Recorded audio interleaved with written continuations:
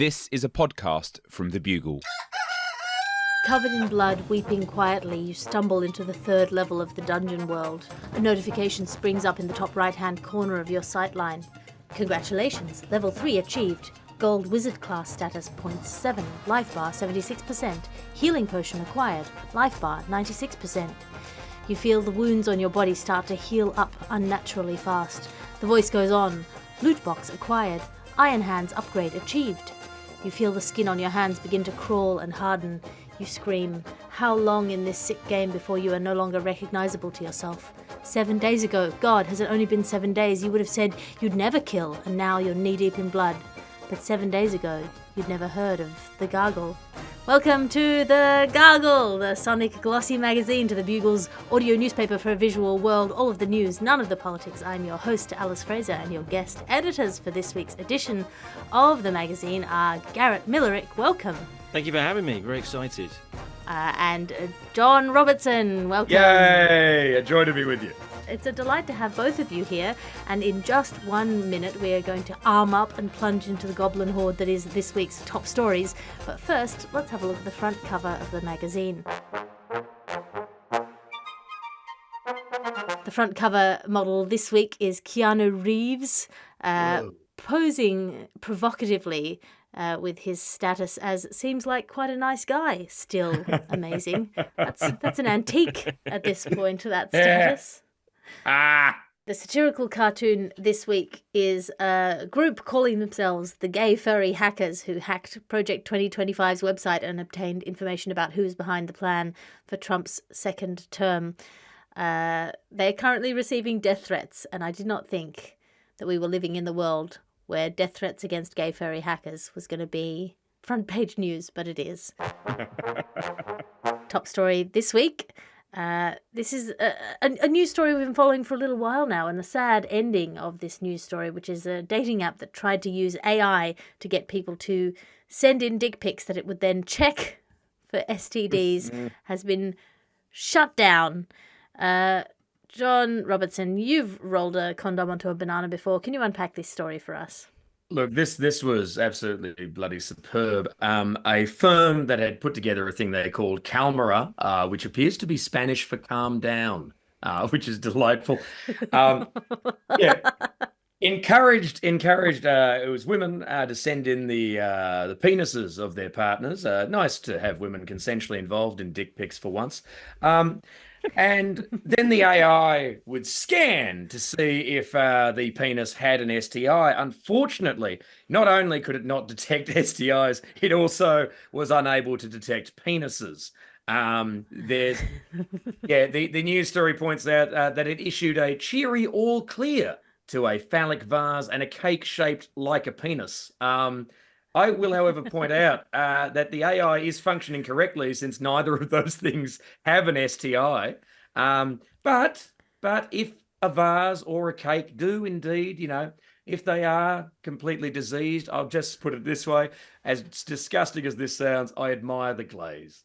Well, it just reminds me of those T-shirts that used to go around where it was like, I'm a boob detective. Oh, yeah. Do you ever see those? Yeah. Yep.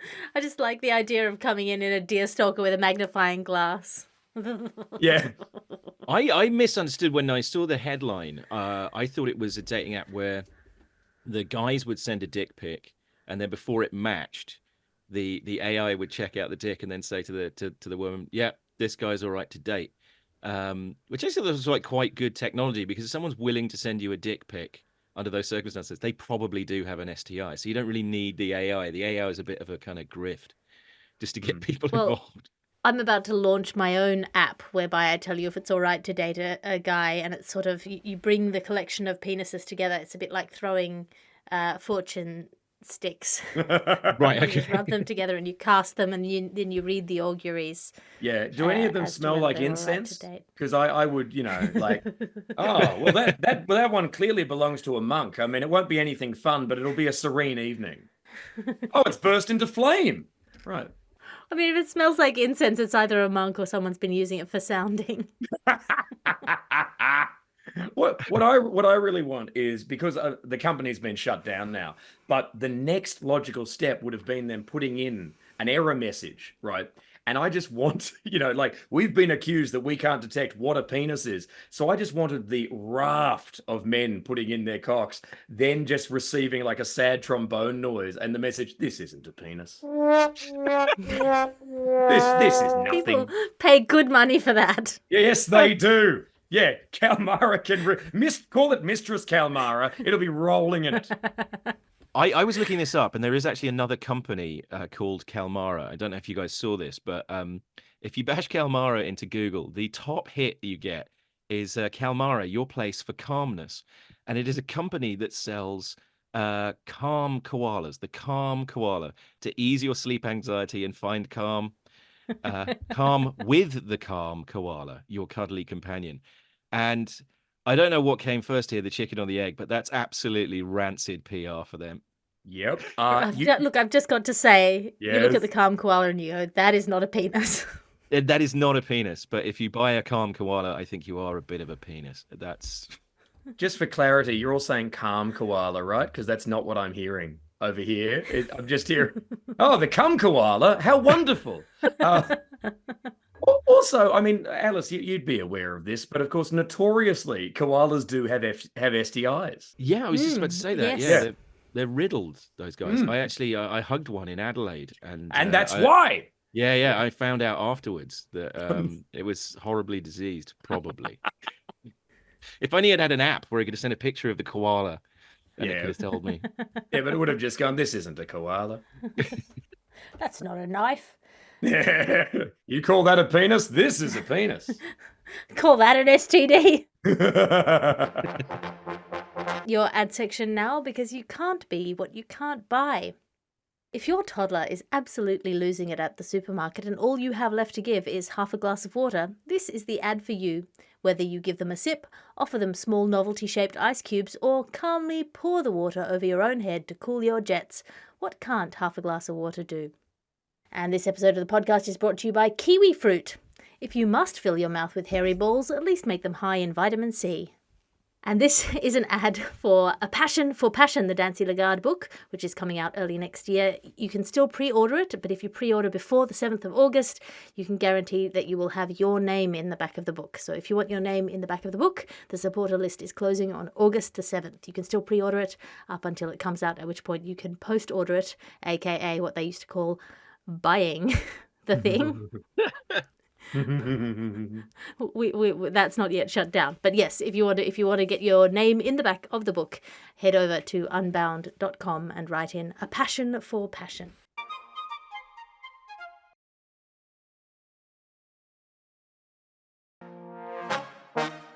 Great white news now, and this is the news that Brazilian sharks, not great white sharks, Brazilian sharks have now been testing positive for cocaine in Brazil. Garrett, you can smell blood in the water a kilometre away. Can you unpack this story? Yes. So as you said, the sharks in Brazil are absolutely off their nut. They're cornering people at parties to talk endlessly, acting violently. And this is actually, so this came out very recently. But it reminded me of a story from a couple of years ago where, I don't know if you know, the eels in Bristol are also gacked to the nines, because people are taking so much cocaine in Bristol, they're peeing it out. So it's just coming straight into the water supply through. And I always get very upset about untreated sewage in the rivers, but there's untreated cocaine in the rivers in Bristol to the point that the marine life are absolutely off their nuts. And now this shocking development has come to Brazil. Thing I liked about this story, they captured 12 sharks, and then killed them and dissected them in order to get this revelatory information out of the sharks. And then the main thing they said is it poses a huge health risk to the sharks. Like, yeah, in a manner of speaking, but I mean, the horse is very much out of the stable at that point and going around the field. So yeah, they killed the sharks to find out there's terrible health risk against the sharks, and they're worried because people eat these sharks in Brazil, so they're worried that people will be getting free cocaine, and that is not how the economy of Brazil works. You've got to pay for your cocaine. I think this is terrible news. I feel like Jaws would have been so much scarier if the shark not only leapt out of the water and consumed your body, but also talked your ear off. Yeah, I'm just baffled to discover that so many Brazilian sharks work in the arts industry. Yeah, the shark's got a great Edinburgh show. He's going to tell you. No, sit down though. Sit down. It's quite good. I mean, I was looking up London. London now, the cocaine trade in London is worth £1 billion pounds a year, which you've got to be quite proud of that. London's consuming 23 kilograms of cocaine a year, which is more than that's number one position, and that's more cocaine than 2, 3, and 4 combined, which is Barcelona at 12.7, Amsterdam at 4.6. Amsterdam at 4.6 is kind of surprising, and Berlin again coming in at 4.6. But there's many things in Britain that we're world leaders in. Rather that we used to be, but now it's nice to know, for a sense of national pride, we're really up there in the cocaine stakes. It's us and South America. Well, brings me to my favourite game, Stockbroker or Shark. I mean, I can absolutely tell you that London, the water system's rife with cocaine because somebody looked in the Thames the other day and Russell Brand was in there. Oi.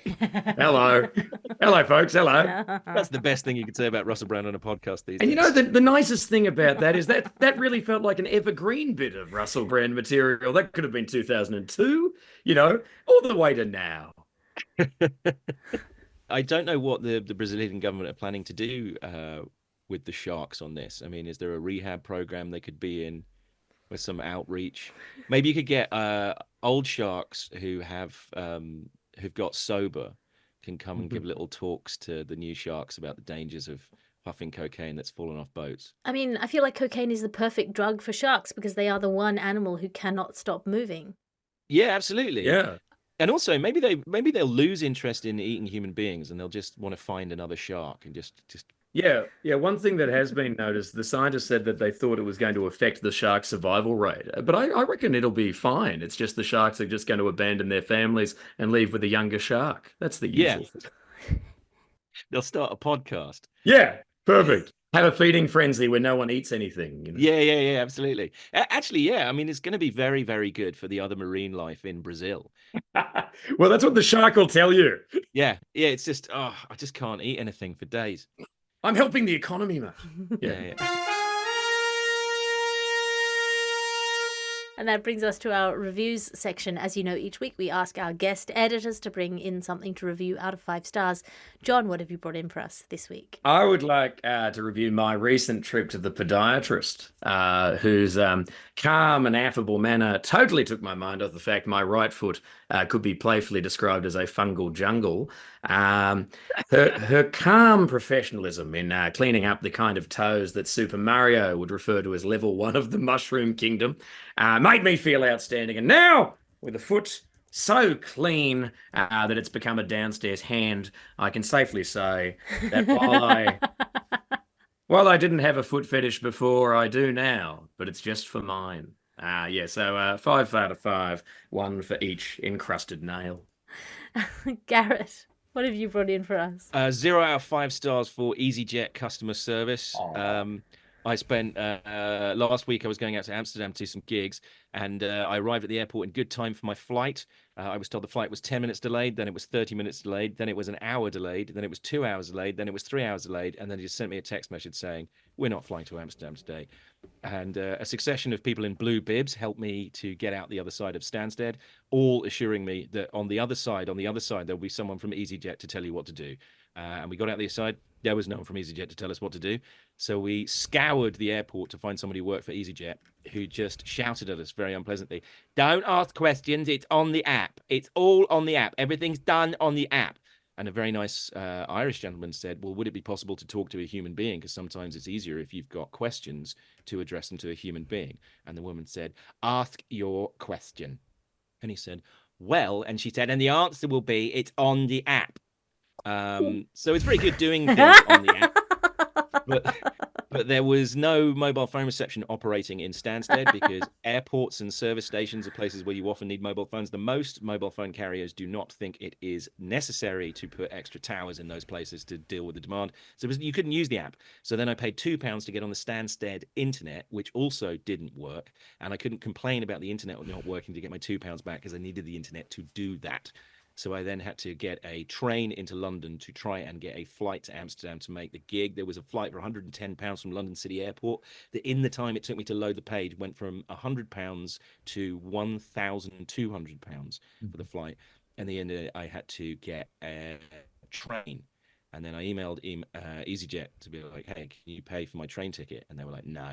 And they just refunded me the £106. And I would like to posit them because that was just before the World Cup in Berlin. I think they would have got us another plane to fly us out to Amsterdam, but it was easy to refund us our £100 and tell us to piss off on the app because they were charging people £700 to get to Berlin per seat. So 0 out of 0 for EasyJet customer service. You are a bunch of bastards, and I made it to Amsterdam in spite of you. And I sat by a canal and had a nice time and looked at a Rembrandt. 5 out of 5 for that. 0 for EasyJet. You bunch of absolute twats.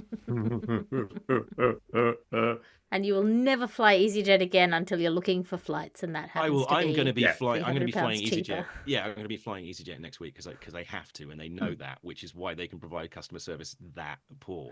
Because that's where the supply and demand curve is. I need to get back from Edinburgh to see my daughter every week, so I'm going to fly EasyJet a lot in the next month. But they're a bunch of bastards. And if you're the woman who was behind, I didn't get your name or anything because I was busy trying to work out how to get to Amsterdam when you were yelling at everybody. You're exactly the sort of person who causes fights, and may the fleas of 1,000 dogs infest your armpits. Thanks for letting me get that off my chest. I mean, that's a really good rant, but have you thought about putting that in the app? There's a character limit, John. And that brings us to our next story. Apparently, the college to corporate pipeline, classically shoveling bright young individuals into soulless, soul-sucking jobs for the last 40 to 50 years, has collapsed under the weight of reality. John, Yep. you're soulless. Can you unpack this story for us? Certainly can. I loved that this was being portrayed as news, and it is genuinely disgusting. A bunch of Gen Z graduates were being surveyed, and it was people who had gone into the job that their degree was meant to get them, and realizing that they were all being paid less than fast food workers. So they then quit the jobs and got jobs as fast food workers, discovering that the money was higher, tips were higher, and the quality of life was better. And just quietly, I did a communications degree 20 years ago, and the joke throughout the entirety of that was that we had just trained ourselves to say, would you like fries with that? And now 20 years later, it's true and it's good. I worked in a law firm and we were making, for the hours that they were expecting us to come in, we were making less than retail wage. I mean, on paper, it looked like a really good salary, but you didn't get weekends or evenings, or I mean, they had delicious dinner in the office at 7:30 every night, except Fridays, where you could get takeout in the office. Jeez, Garrett, I did support for a famous act when I was this is a number of years ago, and they were like, big opportunity for you. And they were paying me £150 to do 20 minutes. And I was like, that's good. And they realized that the act couldn't drive and they had no means of getting to Liverpool. And they were like, you have to drive them to Liverpool and back. And I was like, oh, this is just a really, really abusive Uber trip. Because like he was paying me less than his travel costs would have been for the thing, and then presenting it to me as an opportunity because I got to do something I enjoyed at the end. So the fact that I was doing something that I enjoyed and was passionate about, and I wanted the opportunity, that allowed the other person to think, oh, I can abuse this person. And you're like, well, no, there's no, like, you couldn't get any transportation of any kind there and back and to your front door, picked up and dropped off to your front door, and then make somebody do what amounted to, in the end, 9 hours of driving for £150. And I was like, oh, I just got done. I just absolutely got done. But no, it's standard practice. That's why it's really great. There's comedians. You will often see comedians banging on, being like, "We're really left wing." Comedians are the largest group of right wing Thatcherites that you will ever come across in your life. Like they talk Corbyn out front, but out back, it's 100% Margaret Thatcher. It's absolute workhouse. That's the politics of any clowns. You couldn't form a union out of comedians. It's a bunch of perennial contrarians. Yeah. Who are, in spite of what they say, they are so right wing. They're like, hey, you know, the welfare state's really good, but also I'm going to expense my cinema tickets against tax so I don't have to pay any tax. Like, oh, look, bugger it, just for fun. But mein Führer, I am Pagliacci. There we go. Well, if you wanted to be paid more as a woman headliner, you should be 20% funnier. Oh, that's a wittier line than That's you've the ever been market. faced with in that remark. I've played that club, and they told me that too. Yeah. But I think this is great. I think it's really good because in the service economy, there was somebody in the article who was saying that she was working for a news organization and could earn a lot more delivering pizzas because people want pizza in a way that they don't want news. And I think it's really good that society's sort of adjusting round to that.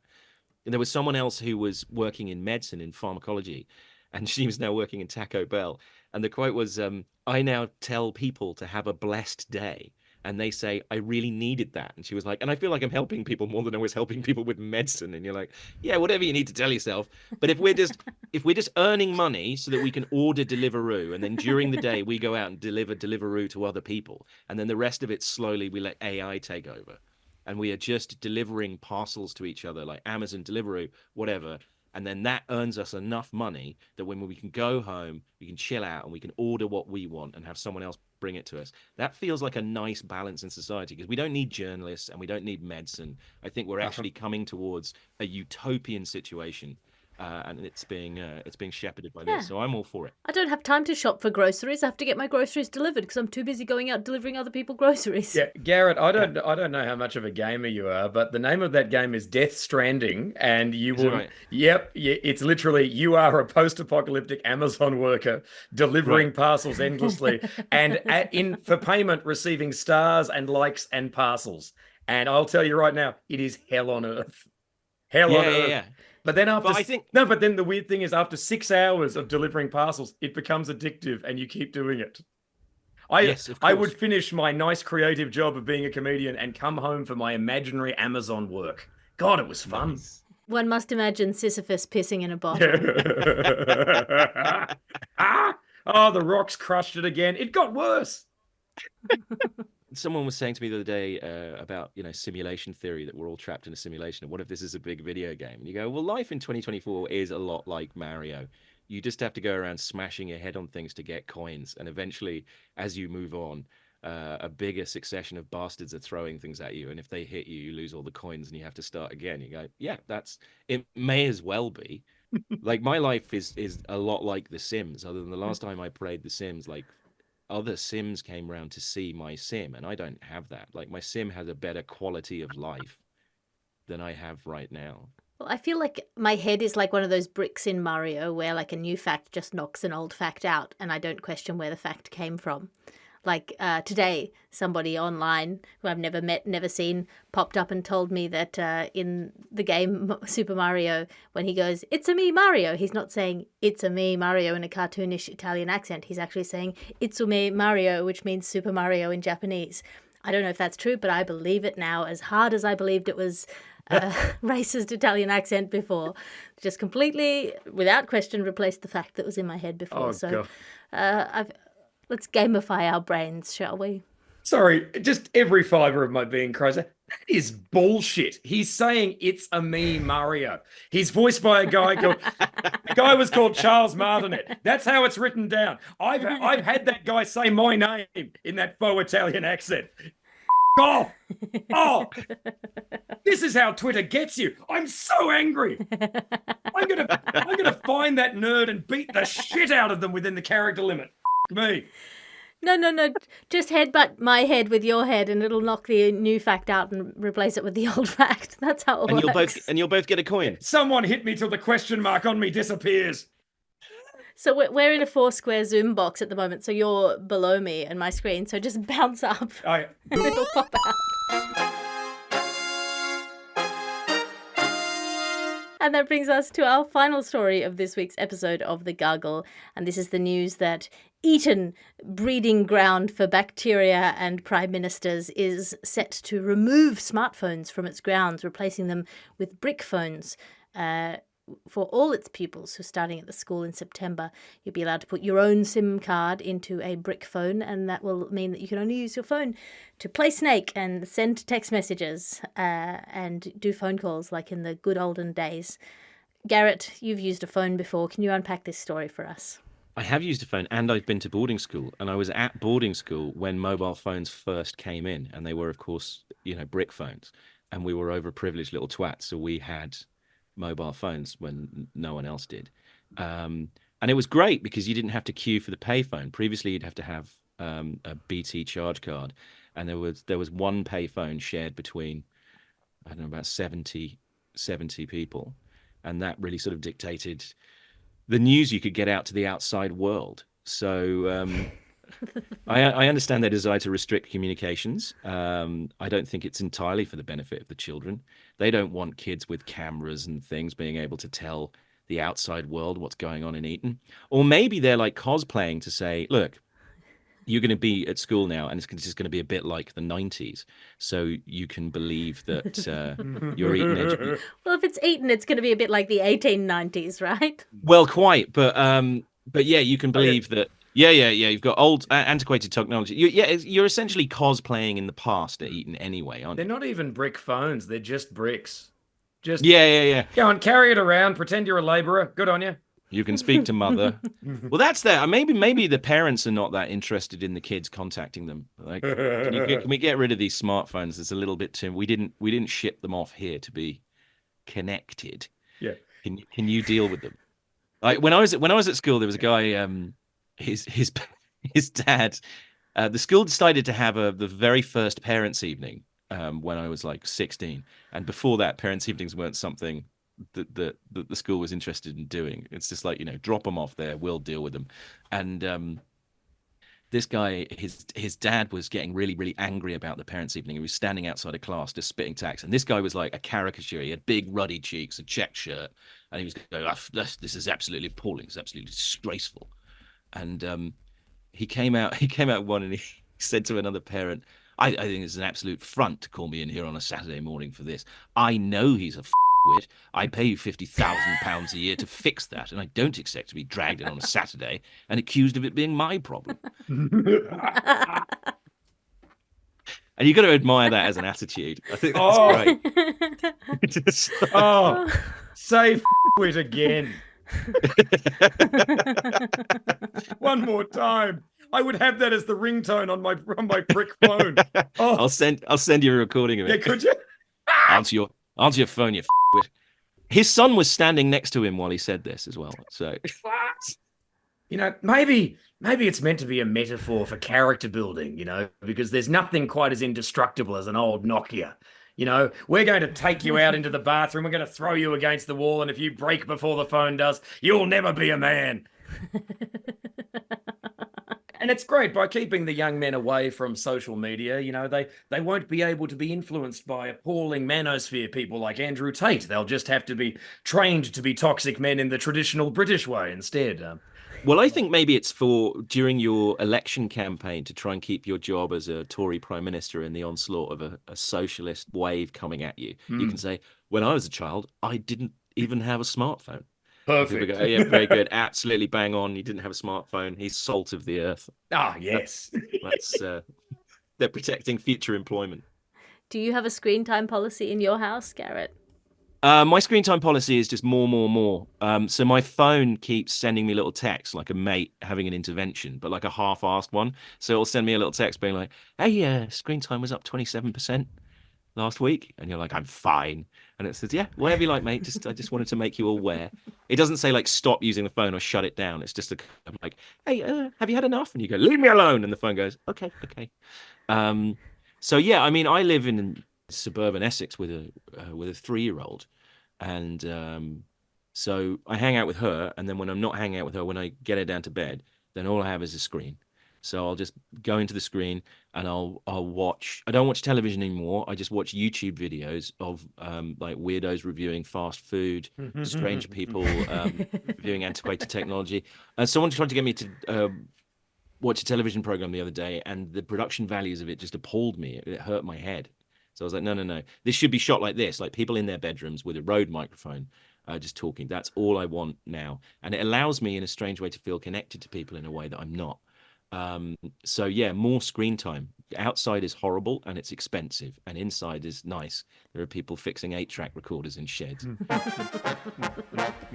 We are now coming to the end of this week's episode of The Gargle. I'm flipping through the ad section at the back. Garrett, have you got anything to plug?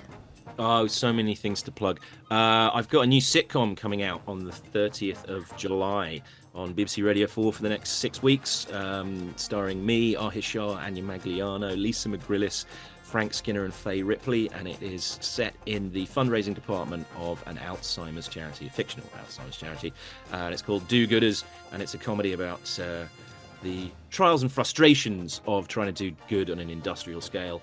I've got that, and I've got an Edinburgh show and a national tour called Needs More Space, which is sort of loosely about the history of space travel, which will be kicking off on Monday in Edinburgh and then going all over the country until finally ending up in London in February next year. So if you want to get tickets to that or watch any of that, or the links are on my website, www.garrettmillerick.com, or at Millerick Comedy on all social media. You can find all that. Wonderful. And John, have you got anything to plug? Yep, my show, The Dark Room, the live-action video game, remains on tour, heading off to Seattle in September, and then it's in a bunch of other places as well. Check thejohnrobertson.com /live dates, and off to the Edinburgh Fringe with The Dark Room and with a new improv show, The Human Hurricane. About 45 minutes just of screaming and various electric ukulele songs, because somebody insisted on doing a stand-up show that finishes half an hour before the other one's meant to begin. So that's fun. It's one of those rare tight improv shows. So yeah, it's mostly inviting people down for the spectacle of watching a man who knows he has something more important to do in a minute. And if you'd be so good as to just come with him. Do go along. Darkroom is also a brilliant thing. I once ate a packet of chips extremely disgustingly on stage. Yes, in that show. That was superb. That was Alice coming up with content because she didn't want to be crowd surfed, and it worked incredibly well. Incredible stuff. On August the 9th, The Dark Room is appearing at Worldcon, the world's longest running science fiction convention in Glasgow. I'm honoured to be there. It's going to be delightful, and it's at 5 p.m. because even though I'm performing at the world's longest running science fiction convention, we still have to do the 10 o'clock show in Edinburgh.